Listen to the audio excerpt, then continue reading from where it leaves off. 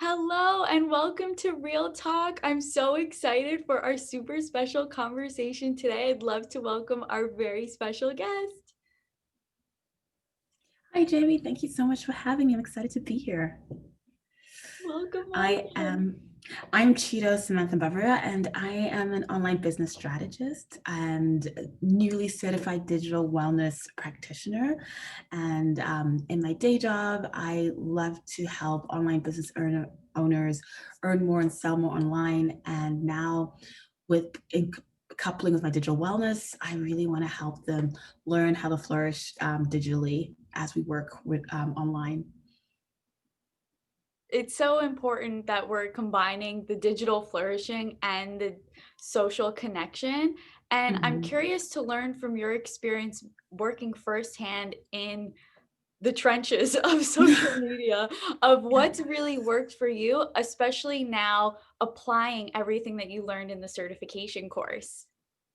Yeah, I mean, I took the digital wellness certificate because, like most of us, COVID, it was a very unique time because COVID happened and I was feeling overwhelmed and I was going through digital distress. I was going through tech overload with trying to keep up with current events and work at the same time. It was a lot at that time. But now when I reflect back, I think when people who work online, social media, online business owners, we've been searching for this magic bullet of work life balance. And it wasn't until I took the digital wellness certificate, I realized, oh, we are kind of unique because we work on our tech. That's a whole nother layer of wellness that I don't think my eyes were open to. I just thought it was life, right? Your diet, your health. But when you put in tech as another factor, it really made sense of why we were so overwhelmed and that we were never really equipped for this life of working virtually in a healthy way. I found that there was such a gap in our behaviors, our habits, our awareness to what working remotely and digitally and online really meant to our wellness. So that was eye opening. When I looked at the course and when I went through the whole course curriculum, it was amazing. I'm so glad to hear that that was a pivotal turning point for you because I feel like for so long, wellness for many did not include Mhm. technology or digital. However, our lives are so intertwined that we need to evolve to incorporate these practices. Absolutely. And I think this something like a light bulb went in my head. Like I got it. I was like, oh, this is what's been missing. I think a lot of people who work online who are stressed, they think of focus and productivity, right? We think it's a focus thing, but when you see that it encompasses so much more, and focus is kind of our like low threshold of desire. It's like I just want to get more focus so I can get this work done. But when you peel back the layers, there's so much beauty when you learn how to digitally flourish that brings so much joy in your life and meaning. And it was really transformative to see all these layers reveal itself.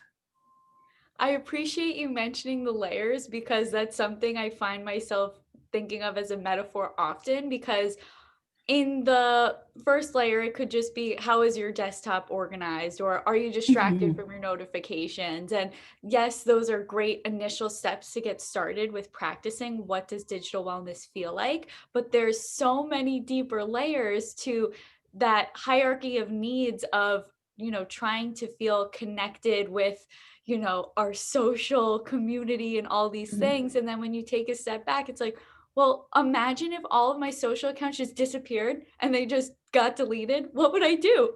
And it's And those moments that's like, what? absolutely. And I think and I even shifted my thinking is like, it's not about us like stepping away from tech or having less tech. It's like, what do we do when we are not on our tech? And I found that was the crux because I think if we all threw our phones in the ocean and we and stepped away, I don't think we would know what to do. I think we have to train our brain, our habits to want to do something else besides look at a phone or be connected, which is very sad, but I'm trying now to be mindful of what do I want to do when I'm not on my phone so I don't think about it or on social media. So that was very different thinking I had to transition to. Absolutely. And there's certainly a spectrum of tech usage of that full digital Mhm. detox of no technology to Mhm.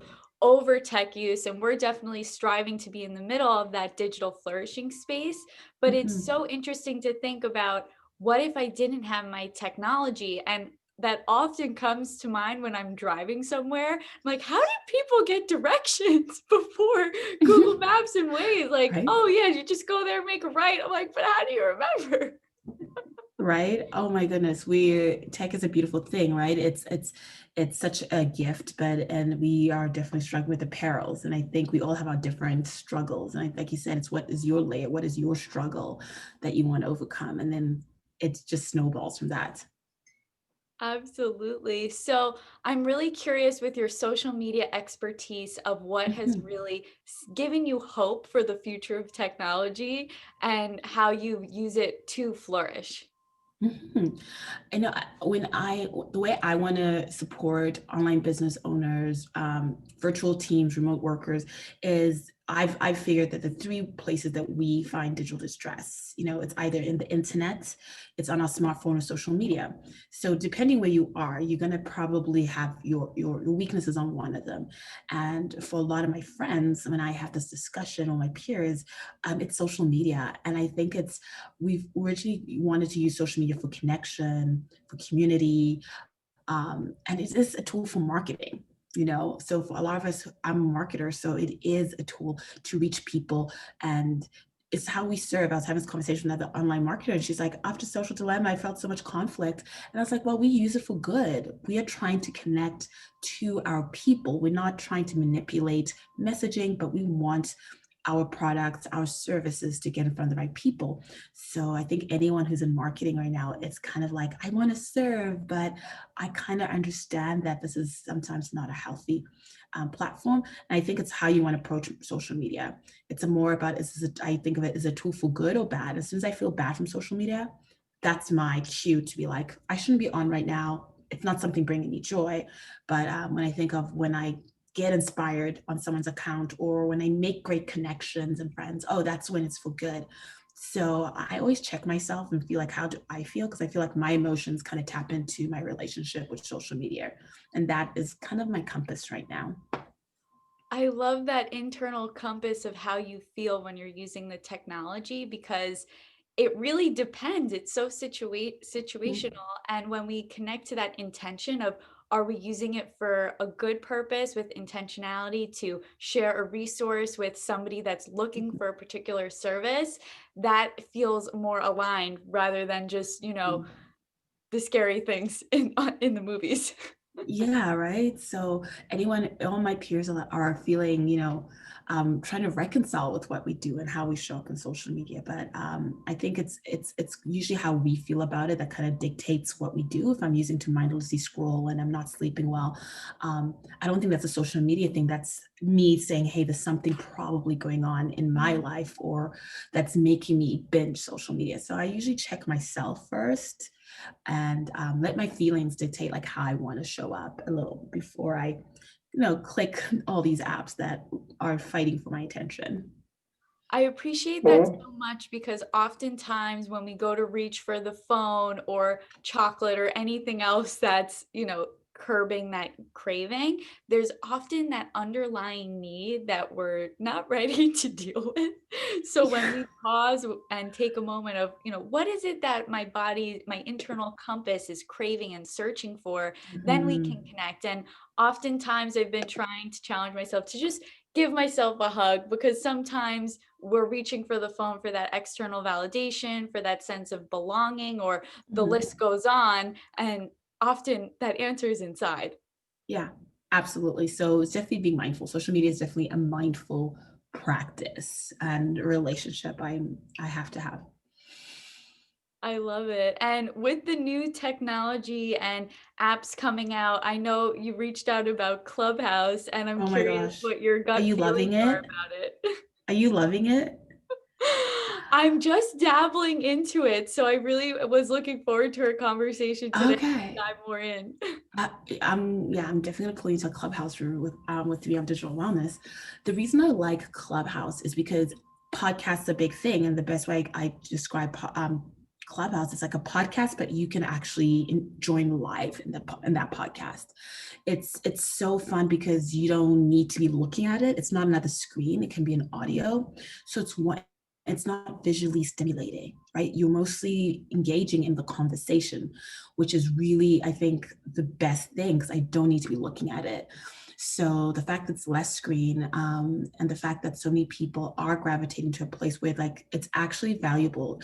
What I like about Clubhouse, it's not filtered with beautiful pictures and pre-planned, reels. People can find someone who's not real on Clubhouse. Like it's a place where your authenticity is really the currency, because if you're not authentic, if you're not giving value, people will leave your room. I think that's a good indicator if you're giving value. And I don't think there's any app that's been that transparent or pushes us to be that authentic, because it's real time, live discussion.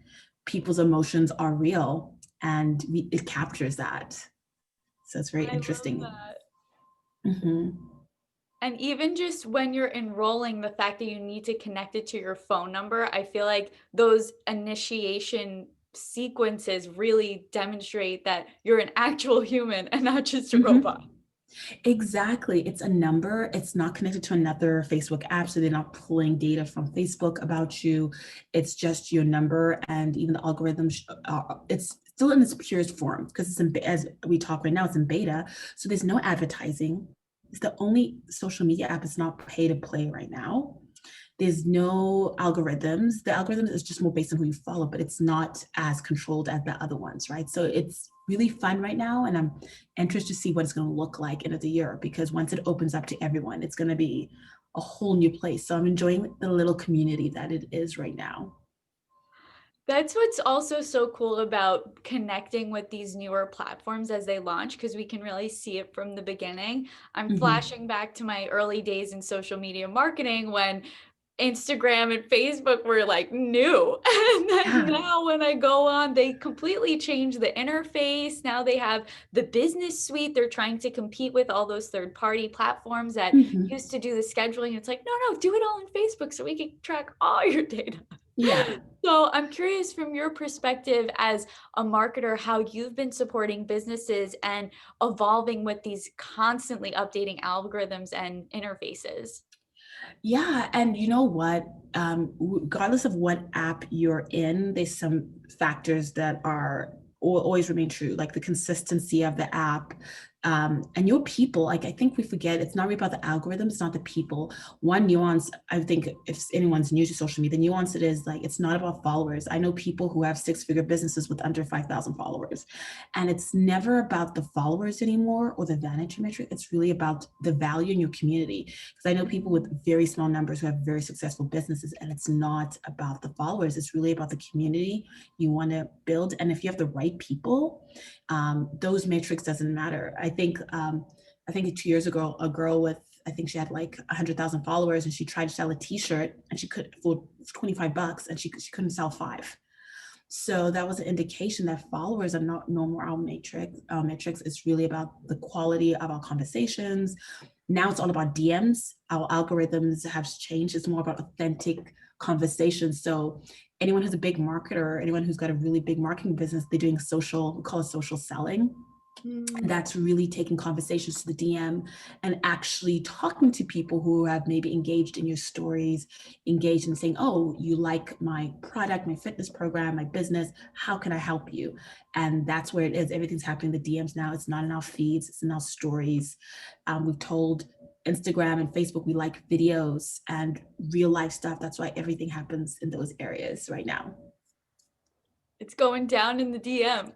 Down in the DMs, man. That's why all the sales, I know people are closing big clients in social media DMs right now, because they're not happening in the feed. They're legit happening in stories and DMs, taking people there, and people are closing clients, building relationships, filling their programs, building, making events and communities.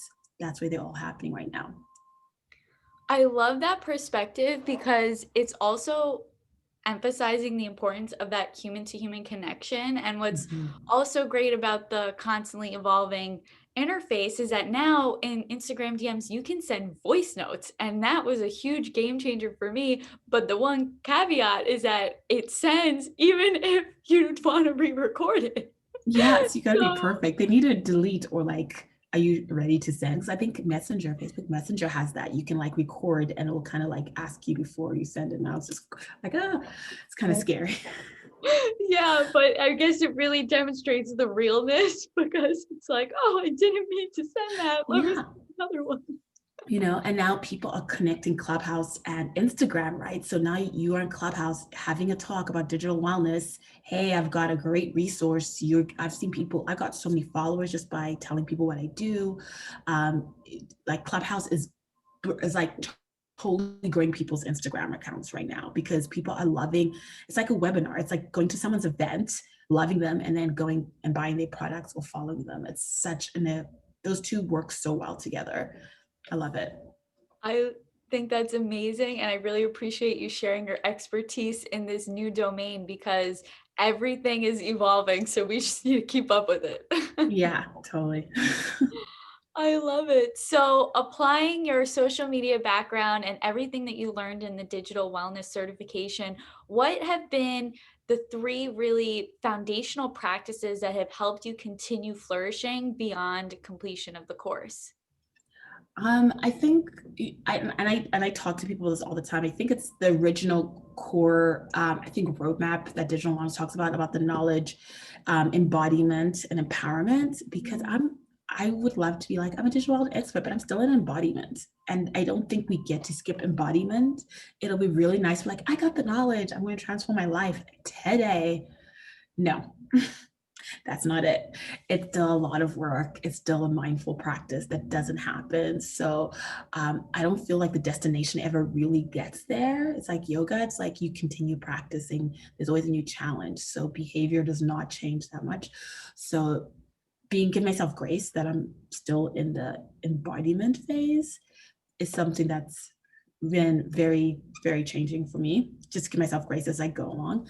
And the second one, I think it's the whole productivity and focus and knowing there is no magic bullet. My productivity is only going to be as powerful as how long I can stay focused. So that was like also game changing because I think we do believe that if I do this and I do that, and there's a whole productivity shame that goes on with having a busy badge and how much did I get today.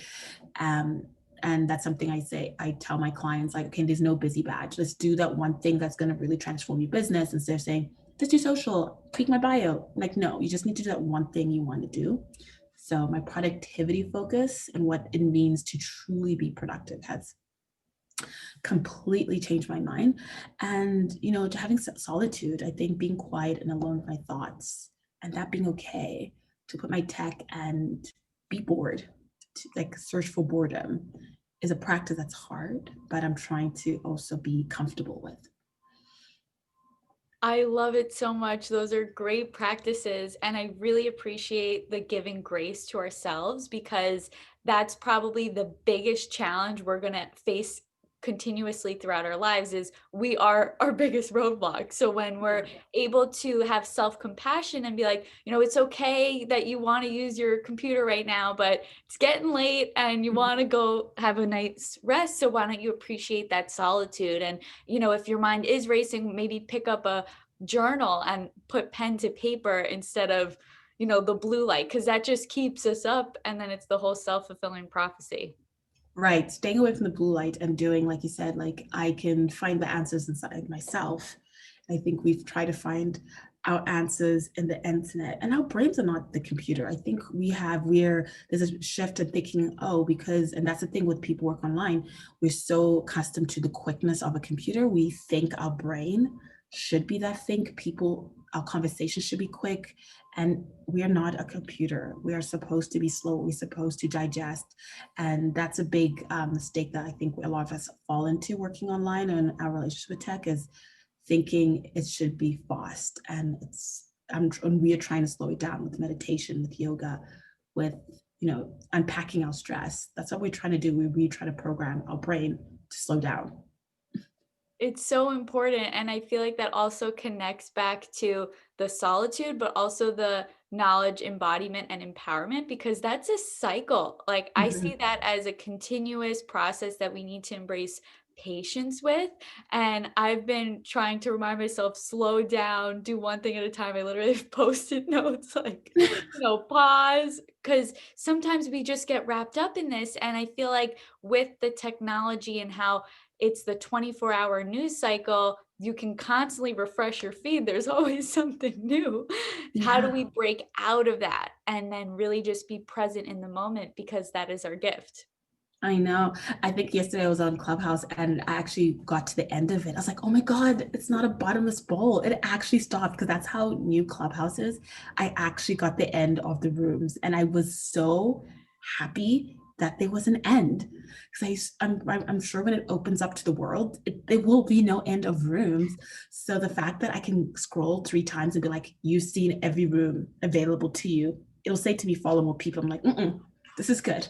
I don't need to see anymore. So I actually appreciate that in an app to stop for me. I love that so much, and I feel like because there is infinite content online, Mm-hmm. perhaps we need to incorporate our own processes of like, okay, it's time to stop, you reach the end. And with the like timers on the iPhone, when those pop up, I honestly get mad. I'm like, why? I was in the middle of doing this. And sometimes I'll do one more minute or 15 minutes, and then I'm like, for the rest of the day, I'm done. Do you put a timer on your phone? I love that. I need to put a timer for my. I never thought of doing that, but I kind of want to time myself. I give It's a myself long-term binging hours.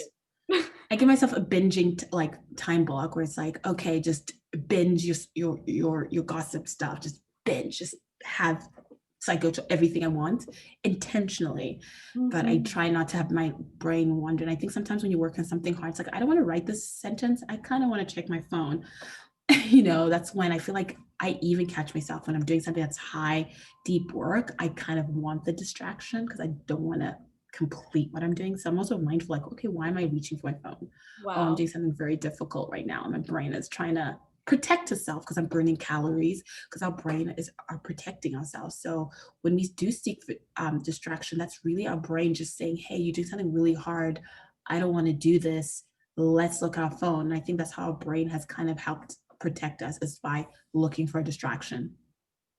That's such an important sequence because I feel like that's applicable to everyone, and it's reminding Mhm. me of the habit tricks that Amy and Nina included in the ebook of what is the trigger, and if that's deep work and you're hitting your boredom phase, and Mhm. instead of reaching for your phone, perhaps standing up or looking out the window, even just Mhm. changing our field of view can completely spark our creativity, so then when we come back to that deep work, we have a fresh perspective. So that's something we could be accountable and challenging ourselves with of noticing when is it that we're trying to reach for the phone, of getting out of our deep work or whatever the task at hand might be, and then saving it for, I know I have a 15-minute binge break coming up and I can do it I all. mean, what do they do when times at Bridgeton? They have to go on a promenade, right? It's like, let's go on a promenade. We're in Bridgeton land right now. So my girlfriends and I and COVID were like, let's go for a social distance promenade.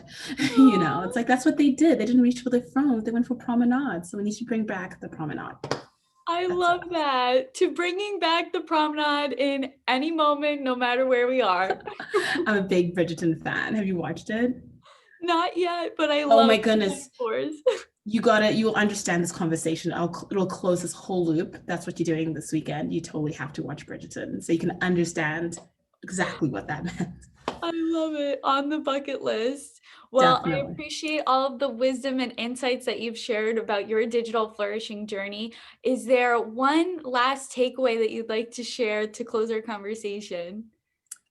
I would like just to illustrate pretty much what you repeated that I said. It was like just giving yourself grace. This is such a journey, and I think once you incorporate it, I think that's when you're going to see so many changes in your lives and the way you feel, the way you show up. Especially for me, in my work, I see it instantly because I'm always checking my how I feel and showing up. Because if I'm not feeling good, my business literally suffers if I am and tech overload and distress. So knowing that there is a way to cope with that, that I am in control, that that it's going to be okay, that I can control this. And grace has been the best thing because I did have a binge fest last night, and I was like, oh, it's okay. I did binge an hour, and I didn't want to, and that was fine. I didn't shame myself. I was Mm, like, tomorrow will be better. the courage of compassion. Mm-hmm. I love it. Absolutely. And where can we stay up to date with all of your latest journey updates? Great. You can find me. My website is chidosamantha.com, and my handle on Instagram is chido_Samantha. And I'll be sharing all my digital wellness resources on chidosamantha.com/digital wellness. I love it. And what about Clubhouse? Clubhouse Chido_Samantha. You and I are gonna host a clubhouse room. I'm telling you, I'm pulling you in. I'm so We're gonna do it. excited. We're The gonna do it. adventure continues. Adventure continues. Thank you so much. And until next time, bye. Bye.